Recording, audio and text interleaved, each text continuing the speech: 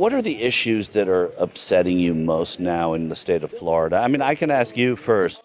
Just everything. Everything is going down the drain. Our freedoms, our liberties, the mandates, the closing of everything in other states. Thank God for DeSantis here in Florida. We were open. But we're losing our freedoms little by little. What in the world is it about these folks that they just insist upon being miserable? Take this lady, for example, who was asked, what kind of problems does she think she's facing? What's her biggest complaint? This is a Florida resident, by the way, and of course she goes with, we're losing our freedoms. They're taking the mandates away. They're doing this. They're blah, blah, blah. They're taking our freedoms. You live in Florida, Republican legislator, Ron DeSantis is governor. I would think your life was grand. You got nothing to complain about. Y'all never shut down. In fact, that's part of DeSantis' appeal.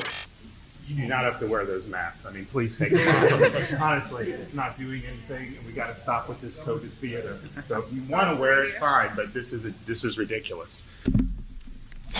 She doesn't even understand the hypocrisy or ridiculousness of the nature of her comment. She just goes on, but saying, luckily we got DeSantis, but we got no freedoms. Make it make sense, people, please. There's just an instinct for certain people, certain actively engaged citizens in this country to just feel miserable at every single turn. They say as they're career politicians. All they're there is just for their own interests. They put themselves first, and they put us, the American citizen, not even second or third or fourth in the line, all the way down at the bottom.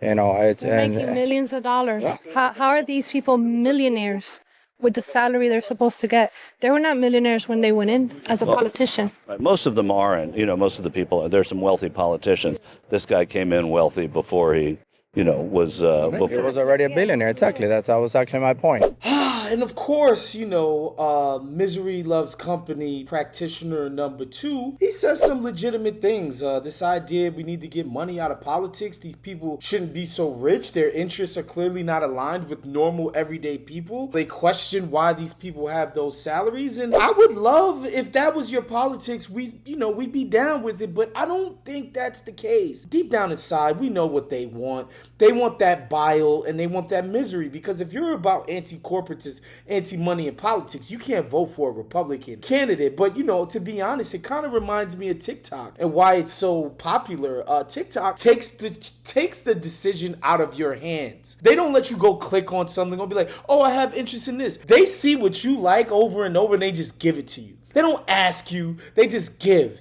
And I think these people are a perfect example of what makes TikTok such a genius social network, is that because people might say, oh, really, I'm interested in literature, I'm interested in this, when really all they want to do is watch reality TV, watch some people get some drinks thrown on their face, and, every now and again see some TNA.